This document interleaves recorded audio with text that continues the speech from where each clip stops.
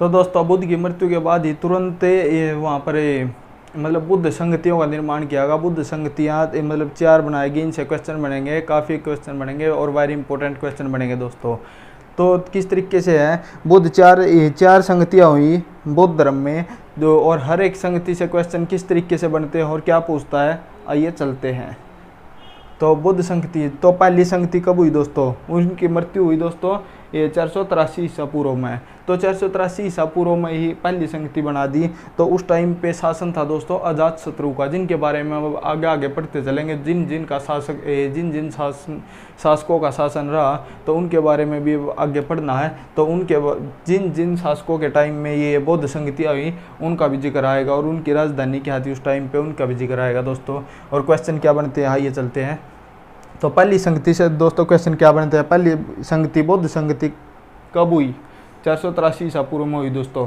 Question एक ही line से अलग अलग तरीके से 3, 4, 5, 6 क्वेश्चन बन सकते हैं दोस्तों। एक ही लाइन से कैसे भी पूछ सकता है घुमा के। पहली कब हुई? 483 ईसा पूर्व में। और उस समय शासक कौन था? पहली बौद्ध संगति के किसके शासनकाल में हुई दोस्तों? अजातशत्रु के शासनकाल में हुई। तो उस समय मतलब किस स्थान पे हुई? तो दोस्तों अजातशत्रु की राजधानी उस समय राजगृह थी, तो स्थान पे हुई राजगृह में। ठीक है। तो अध्यक्षता किसने करी? पहली बौद्ध संगति की अध्यक्षता किसने करी ऐसे पूछेगा तो महाकश्यप ने करी। तो वहाँ पे मुनि थे उस टाइम पर जो, उनकी अध्यक्षता में ये संगति आयोजित की गई थी।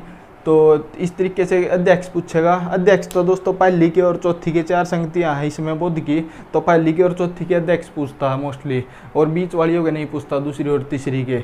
बाकियों के किस शासक के काल में हुई की और मतलब कौन से स्थान पे हुई और कब हुई ये पूछता बस खाली बाकियों के। और उन संगतियों में क्या क्या चेंज किए गए, क्या क्या परिवर्तन किए, उनके बारे में क्वेश्चन देख लो दोस्तों क्या बने। तो पहली संगति का पता लग गया कब, कहाँ और किसके अध्यक्षता में हुई। तो पहली संगति में दोस्तों मतलब ये उनका क्यों की थी पहली संगति? तो उसमें दोस्तों जो बुद्ध के वचन थे ना, जितने भी बुद्ध ने वचन दिए उनका एक पवित्र पुस्तक तैयार की गई जिसको त्रिपिटक कहा गया दोस्तों। तो बौद्ध ग्रंथ भी बोल देते हैं, जिसका क्वेश्चन आता है बार बार ये त्रिपिटक। ठीक है, त्रिपिटक किससे संबंधित है? इस तरीके से क्वेश्चन आएगा दोस्तों। त्रिपिटक बौद्ध धर्म से संबंधित। त्रिपिटक क्या है? एक बौद्ध ग्रंथ है। इस तरीके से क्वेश्चन घुमा घुमा के पूछेगा दोस्तों। त्रिपिटक के बारे में जानकारी होगी। और त्रिपिटक थे दोस्तों 3 हमारे इसमें बुद्ध धर्म में। तो एक तो ये सुत्त पिटक हो गया, और विनय पिटक, और एक अभिधम्म पिटक है। तीनों के बारे में पढ़ेंगे दोस्तों। जो पहली संगति थी ये क्वेश्चन आएगा, पहली संगति में किन पिटकों को मतलब शामिल किया गया? वैसे तो 3 पिटक थे दोस्तों, लेकिन तीसरे पिटक को तीसरी बौद्ध संगति में शामिल किया गया था दोस्तों, जो कि हुई थी हमारी 251 ईसा पूर्व में। ठीक है। तो इस पहली संगति में 2 पिटक हमारे शामिल करें, सुत्त पिटक और विनय पिटक। उसके बाद क्वेश्चन क्या बनता है, ये जो हमारा सुत्त पिटक था मतलब इसमें बुद्ध के किन बातों को शामिल किया गया? ठीक है। तो इसमें दोस्तों बुद्ध के जो बुद्ध धर्म के जो सिद्धांत थे और बुद्ध के जो उपदेश थे उनको सुत्त पिटक में शामिल किया गया। ये क्वेश्चन आएगा दोस्तों इस तरीके से। पहले सुत्त पिटक में क्या क्या शामिल किया गया ये शामिल किया गया। और क्वेश्चन आएगा सुत्त पिटक का प्रचार किसके द्वारा किया गया? ठीक है। सुत्त पिटक का प्रचार दोस्तों किया था आनंद ने, ये लिखा हुआ है। सुत्त पिटक का प्रचार किया आनंद ने, और इसमें शामिल थे धर्म व उपदेश। तो उसके बाद दूसरा पिटक बना दोस्तों ये विनय पिटक है। विनय पिटक, विनय नियम, थोड़ा रिलेट सा हो रहा है। विनय में क्या था? नियम। तो बुद्ध के जितने भी नियम थे दोस्तों उनको इसमें विनय पिटक में शामिल किया गया। और इसका प्रचार किसने किया? उपाली ने किया था दोस्तों इसका प्रचार। 100% जो भी क्वेश्चन जो भी लाइन बोल रहा हूँ उनसे क्वेश्चन बनेंगे, कैसे भी घुमा फिरा कर पूछे जरूर बनाएगा पेपर बनाने वाला। तो ये हो गई दोस्तों हमारी पहली संगति। उसके बाद बात करते हैं दूसरी की। दूसरी बौद्ध संगति कहाँ हुई, कब हुई, किसके शासनकाल में हुई, अध्यक्ष कौन था? तो इस तरीके से जैसा मैंने बताया सेकंड और थर्ड का तो अध्यक्ष नहीं पूछेगा मोस्टली, फिर भी अपने नॉलेज के लिए देखना चाहो तो देख लो। तो सेकंड बौद्ध संगति हुई दोस्तों उसके 100 साल बाद। तो उसके 100 साल बाद पहली 483 में उसकी मृत्यु के टाइम, उसके 100 साल बाद 383 में दूसरी।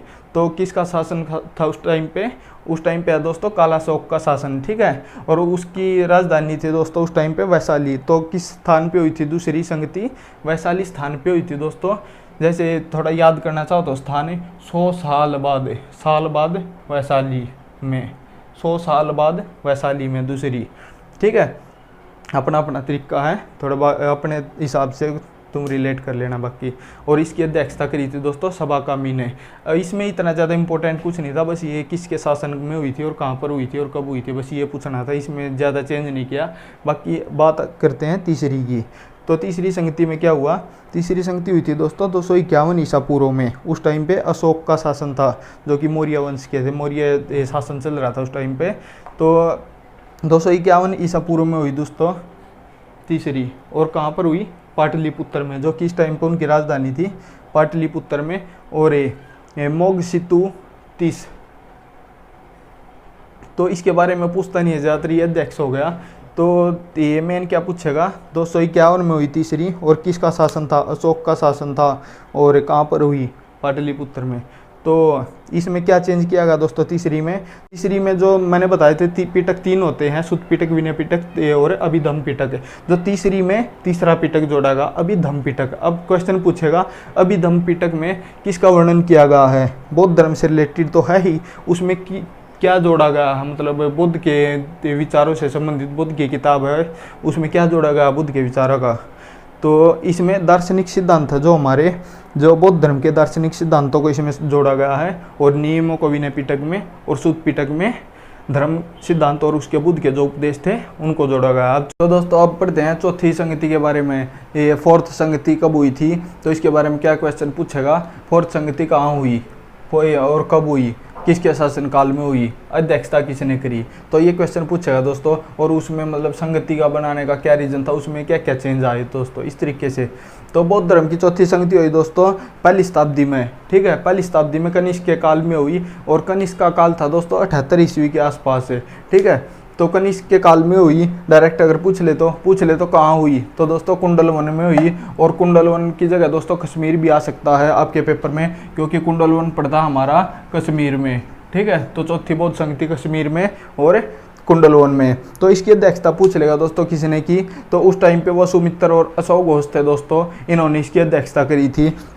तो इस तरीके से क्वेश्चन बनेंगे इसके। और उसमें क्या क्या चेंज आया दोस्तों ये चौथी संगति में दोस्तों, हमारा जो बौद्ध धर्म था ये वहाँ पर आपस में कनिष्क के टाइम में कुछ इस संगति के दौरान कुछ मनमुटाव सा हो गया था, तो जिसके कारण हमारा जो बौद्ध धर्म है वो 2 समुदायों में बट गया था दोस्तों, एक तो हीनयान और एक महायान है। महायान समुदाय के कौन से लोग होते थे दोस्तों, महायान समुदाय के वो लोग होते थे जो बुद्ध धर्म की मूर्ति में पूजा करके अपने मोक्ष की प्राप्ति की विश्वास रखते थे, कि मोक्ष को तो भी प्राप्त किया जा सकता है जब ये बौद्ध धर्म की मूर्ति की पूजा करो और मतलब उसमें साधना लगाओ, अपना विश्वास जगाओ। तो मूर्ति पूजा में विश्वास रखते थे दोस्तों महायान समुदाय वाले। अगर जब पेपर में आ भी सकता है महायान समुदाय के बारे में, तो इस तरीके से ये 2 समुदाय में बट गया। अब आगे पढ़ते हैं त्रिरत्नों के बारे में दोस्तों। तो यहाँ से क्या क्वेश्चन पूछता है पेपर बनाने वाला, तो 3 रत्नों की बात करेगा दोस्तों। तीनों का नाम याद होना चाहिए आपको। एक का नाम है बुद्ध, दूसरे का संघ और तीसरे का धम्म। तो बुद्ध, संघ, धम्म 3 रत्न हो गए। इनसे क्वेश्चन कैसे पूछेगा, तो आपको ऑप्शन में इनमें से कोई सा एक दे देगा। जैन धर्म के भी 3 रत्न होते हैं दोस्तों, उनमें से कोई सा एक नाम दे देगा। तो कई नाम हो गए जैसे बौद्ध धर्म और जैन धर्म में। तो इस तरीके से ये आपको प्रॉपर नाम याद होने चाहिए, कहने का मतलब ये है। तो 3 रत्न क्यों कहा गया है इनको, जैसे आप ये सोचो बुद्ध, धम्म, संघ क्या हो गए। तो बुद्ध को रत्न की श्रेणी में इसलिए रखा दोस्तों बुद्ध, क्योंकि इसके बारे में कहा गया अगर कोई बुद्ध की ये स्वरूप पर, उसकी आकृति पर, बुद्ध की मूर्ति पर अपना चित्त लगाकर, ध्यान लगाकर अच्छे तरीके से तो अपना ध्यान केंद्रित करे, तो उसकी जो मन की ये स्थिरता प्राप्त होती है दोस्तों, मन स्थिर हो जाता है उस बंदे का, ऐसा बौद्ध धर्म में कहा जाता है। और जो उसकी इच्छाएं होती हैं, इच्छाएं जैसे मान लिया मेरे पास ये होना चाहिए, वो होना चाहिए, अब ये भी पूरा हो गया तो उसके बाद ये भी होना चाहिए। इच्छाएं कभी भी ख़त्म नहीं होती, जो मतलब दुखों का सबसे बड़ा कारण बताया है बुद्ध ने इसके बारे में। तो जो इच्छाओं में कमी भी हो जाती है दोस्तों, अगर कोई अपना चित्त लगाकर बुद्ध के आकृति के ऊपर अपना चित्त लगाए दोस्तों, तो इसलिए इसको रत्न की श्रेणी में रखा गया है बुद्ध को। और दूसरा हो गया धम्म। धम्म को इसलिए रखा गया दोस्तों, अगर कोई इस धर्म में ये शामिल हो जाता, मतलब इस धर्म का ये सेवन करता है दोस्तों, बौद्ध धर्म का, तो मतलब उसकी जो आत्मीय शक्ति इतनी मिलती है तो उसको दोस्तों उस इंसान को बहुत ज़्यादा, तो इसलिए इसको इसकी रत्न की श्रेणी में रखा गया। तीसरे को रत्न की श्रेणी में इसलिए रखा गया दोस्तों संघ को, क्योंकि अगर कहते हैं अगर इस संघ में कोई शामिल हो जाए तो इसके जैसे कहते हैं संगति का प्रभाव तो पड़ता ही है। तो बौद्ध संगति में शामिल होने के बाद बौद्ध संघ में तो उसका प्रभाव ऐसा पड़ता है मनुष्य पर कि वो उसमें विश्वास और उत्साह का उदय होना शुरू हो जाता है उसके संघ के प्रभाव से।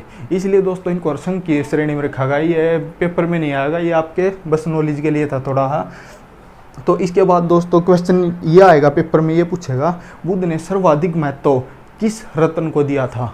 बुद्ध ने सबसे अधिक महत्व दिया दोस्तों संघ रत्न को। ठीक है, रत्नों के बारे में पढ़ लिया जो क्वेश्चन पूछ सकता है, और इनके नाम याद रखना। उसके बाद क्वेश्चन डायरेक्ट आता दोस्तों, जो हमारी अजंता की गुफाएं हैं, अजंता की गुफाएं किसको प्रेरित हैं दोस्तों। एक जैसे क्वेश्चन होते हैं आगे भी पढ़ेंगे, अलोरा की गुफाएं, अजंता की गुफाएं, तो इस तरीके से कई गुफाएं पढ़ेंगे। तो उनमें से अजंता की गुफाएं किसको प्रेरित है, ऐसा क्वेश्चन पूछा गया है, तो वो है दोस्तों बुद्ध को प्रेरित है। ठीक है, क्योंकि वहाँ पर पशु पक्षियों के, मनुष्यों के, आकृति के, प्रकृति के तो काफ़ी चित्रण किया गया है जो कि बुद्ध से रिलेटेड है दोस्तों।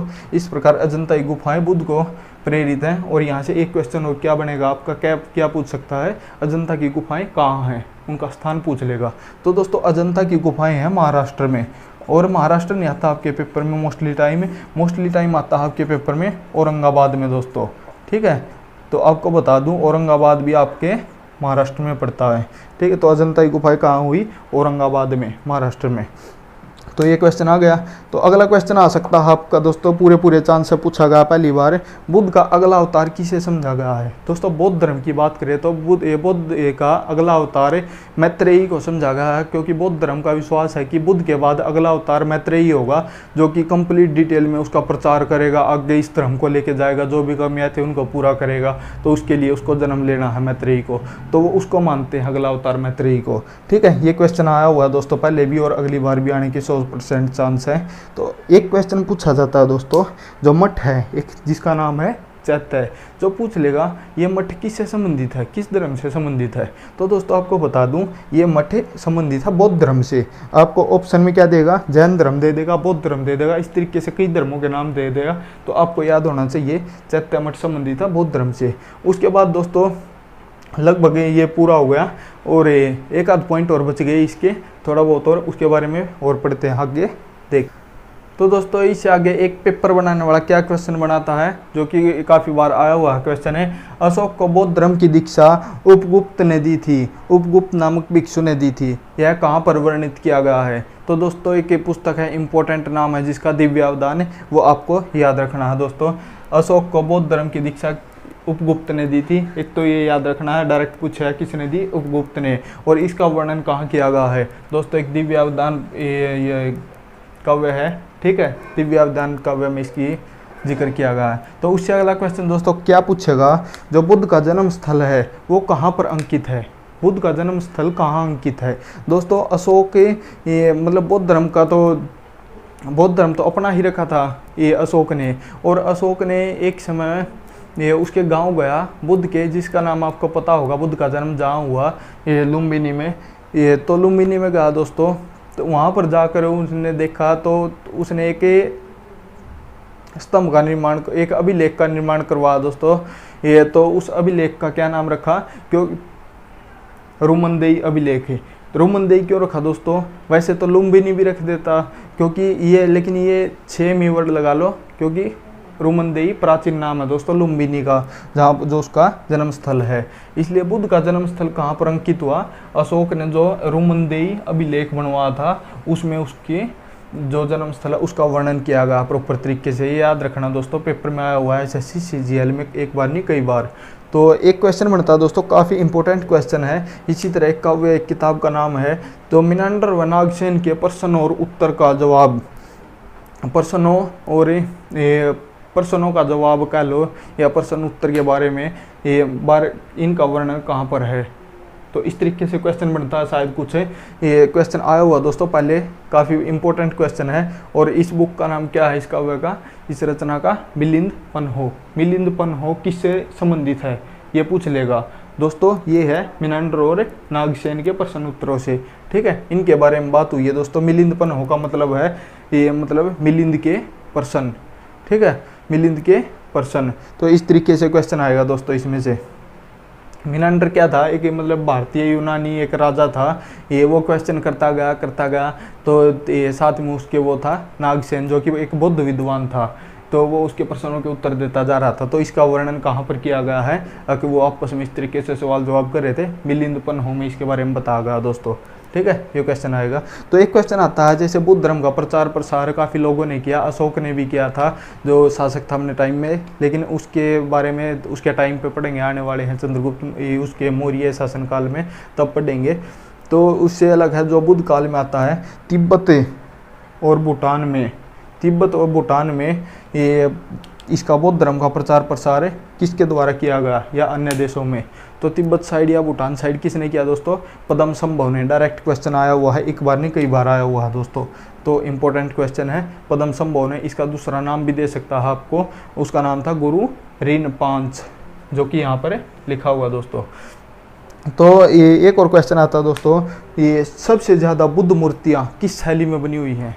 बुद्ध मूर्ति, बुद्ध धर्म से संबंधित मूर्ति सबसे ज़्यादा बनी दोस्तों गंधार शैली में। और एक क्वेश्चन इसी से रिलेटेड क्या बन गया, और सबसे पहली मूर्ति किस शैली में बनी।